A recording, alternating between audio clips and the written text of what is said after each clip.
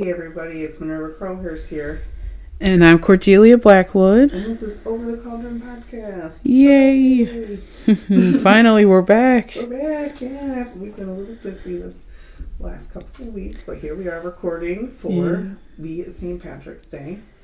Yes, I'm so excited. So excited. And then we have been keeping up content as well, so we haven't been too far away from you guys. So yeah, and if you're listening to us only on the audios, the YouTube and the Spotify, you should follow us on Facebook and Instagram. Yeah.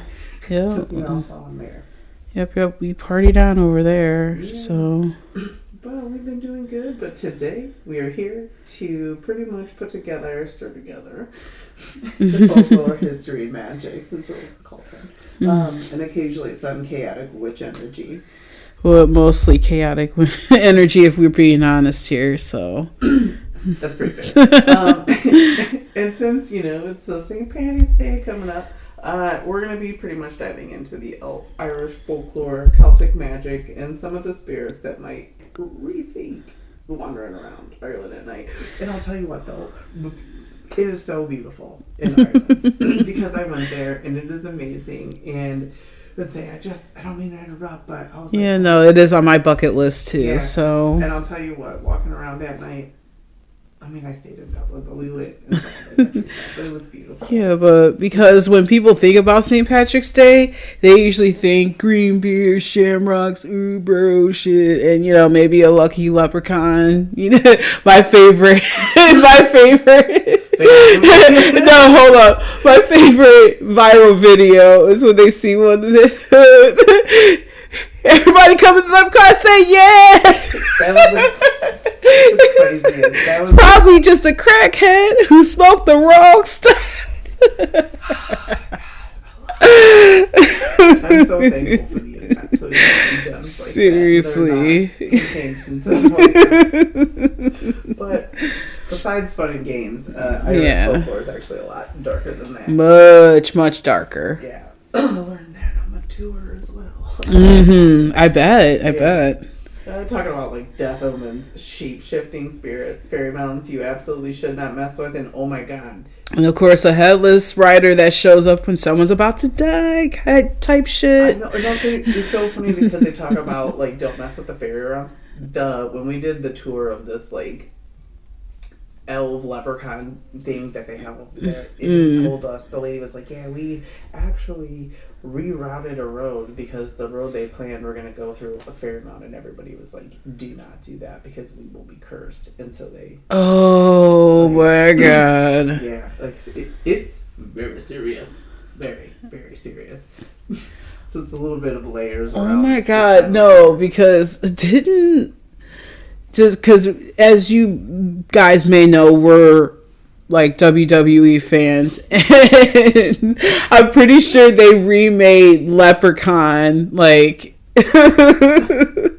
they remade the Leprechaun movie, and then just like it was more focused on like the actual lore of the Leprechaun and stuff like that, which is. It was cheesy. Just to not waste all of your time, I would just watch the kill count for it on Dead Meat. So shout out to them. So like, but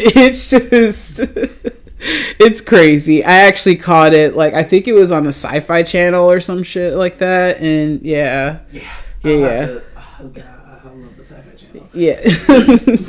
But, so not just leprechauns. This holiday, the St. Patrick's Day holiday, he eventually obviously became the patron saint of Ireland, which is ironic. Learning a lot of things. And But Patrick's story was like way stranger than the simplified version most people know now. I know, he wasn't even Irish. That is so crazy because he was born in Roman Britain and was like kidnapped as a teenager and brought to Ireland as a slave. Which is crazy because in Ireland, people from Ireland were taken to Australia as slaves. But in Ireland, he spent pretty much years being like a shepherd before he like ran away, which is crazy, and returned back home to Rome. Yeah, but plot twist, he decided to go back to Ireland later in life as a missionary. So and that's where, like, the legend comes from, of course. And the snakes. Mm-hmm. But according to it, he drove all the snakes out of Ireland. Which sounds impressive until you learn Ireland doesn't actually have snakes to begin with. So yeah, I know. That's what I learned when I went there too. I was like, oh man, where's the snakes? But the snakes obviously, symbolize the pagan spiritual traditions that existed before Christianity arrived. Yeah, well, so the story might actually represent a shift from the ancient Celtic beliefs to Christianity, as you do. Yes. What's interesting, though, is like those older beliefs never fully basically disappeared. But before Christianity spread across Ireland, the Celtics practiced the form of spirituality that was deeply connected to nature. They do, because I actually have a book and I should have grabbed it out. But everything is packed away. It's so crazy like how deeply connected that stuff is to nature, and really it wasn't casting spells like the way we think casting spells is. Yeah, wasn't it more like living in harmony with nature, the natural world, and respecting the spirits believed to exist within it? Yeah, sacred wells were believed to hold healing power, which is, it's the healing powers. And people would travel to them, leaving offerings and praying for protection, healing. I mean, yes, because you must, when you pray, you should leave an offering. Absolutely. Yeah. And then like another big idea in the spirituality of the Celts was the concept of the thin places, which is one of my favorite flavors. Oh, well, places where the barrier between our world and the other world was weaker. Like the veil. Mm-hmm. and pretty much they believed that those were to be fairy mounts, and that's why they don't mess with those areas. Which brings us to one of the most the fascinating parts of the Irish mythology. The Tuatha Dé Danann. And I'm hoping I'm remembering to say that right, because when we were in that museum, they talked about... Oh, yeah. Oh, that's dope. Yeah. That's dope. These were powerful supernatural beings in Irish mythology, sometimes described as an ancient gods or magical rulers of Ireland. They were blue, from what the lady explained to me. She told us they were very tall and they were blue and they had these tattoos. And according to legend, when the humans eventually came to Ireland, the Tuatha Dé Danann retreated into the underground hills and mountains, kind of like how we think some people did. And those mounts became entrances to the other world, right? Yeah. Where a lot of the folklore comes from, which it's really crazy because we can go down the rabbit hole about the Tuatha Dé Danann, but we won't. Yeah, but like the original Fays were not cute at all. Yeah. Yeah, like the sparkly fairies in modern stories. Not like Tinkerbell? No.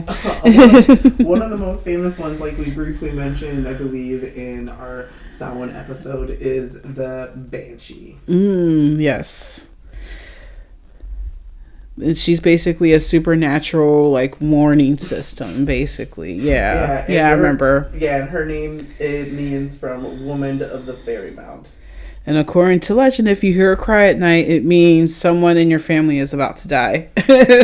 Actually, I'm so sorry. Yeah, you're good. I'm so sorry, but like, I watch It's Always Sunny in Philadelphia, and they went to Ireland in their newer seasons and stuff, and they had Dee be a banshee, and then like promptly after, spoiler alert, Charlie's dad dies. After hearing the banshee cry, like, oh no. You know what's crazy about that too, from some of the lore that I've read too, it basically, they are also can be connected to an entire family line. So that's crazy. Yeah, and that's not comforting. Yeah, right. Dee and Dennis are part banshee. And I think that's why people describe her appearance differently, kind of like depending on the story. And sometimes she appears as a beautiful woman with long silver hair. Oh, like a Targaryen. Yeah. Which is not comforting at all. Other times she's described as an old woman with red eyes from creatures of the morning, which is a morning, like, you know. Yeah.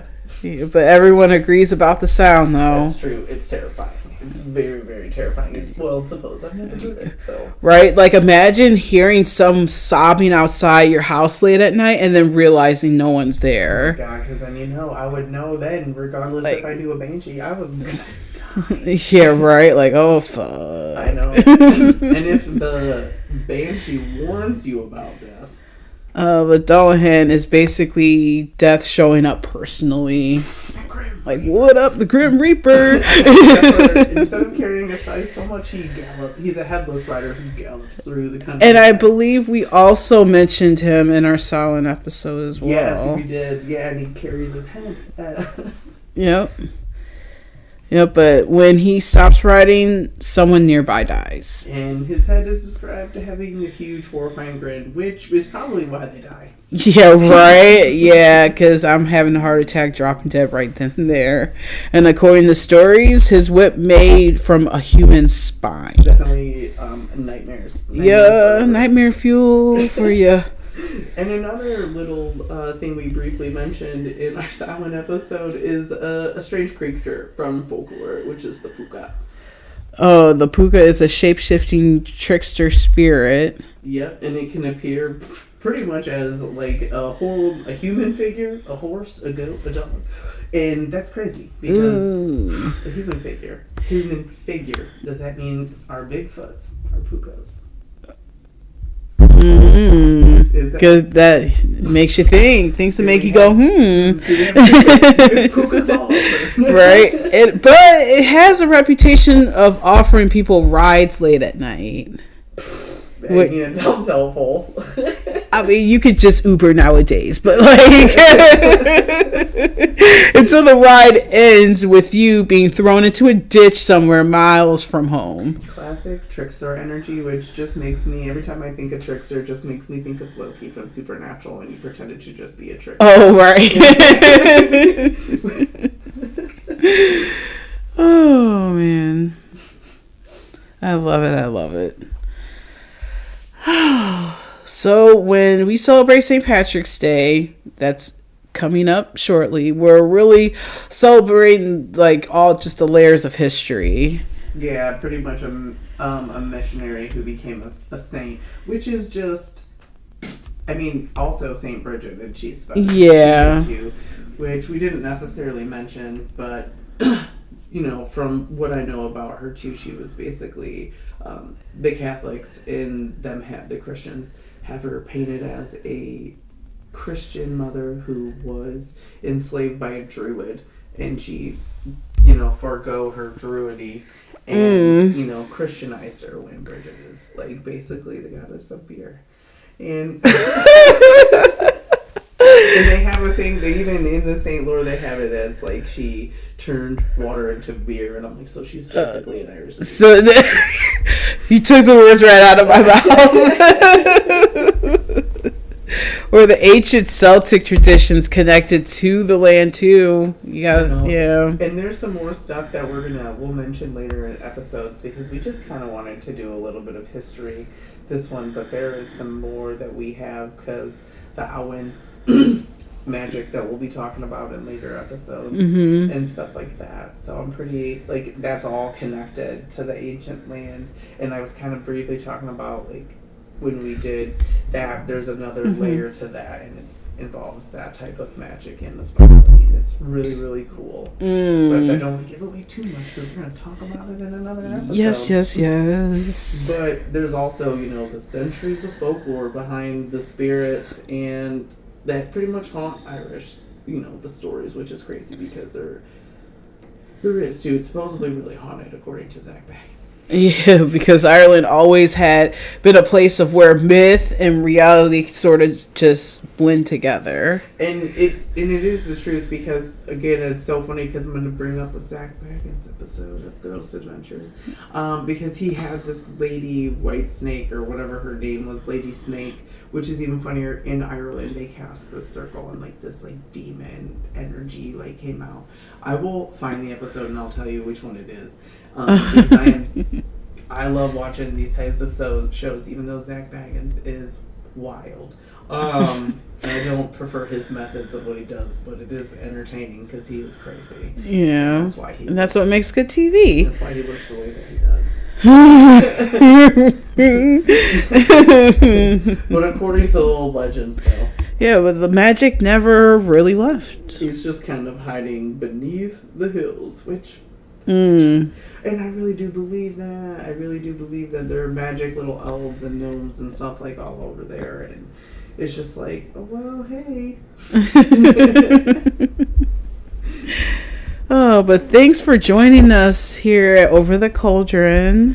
And if you hear something crying outside, maybe check that Ring camera and not go out tonight. So...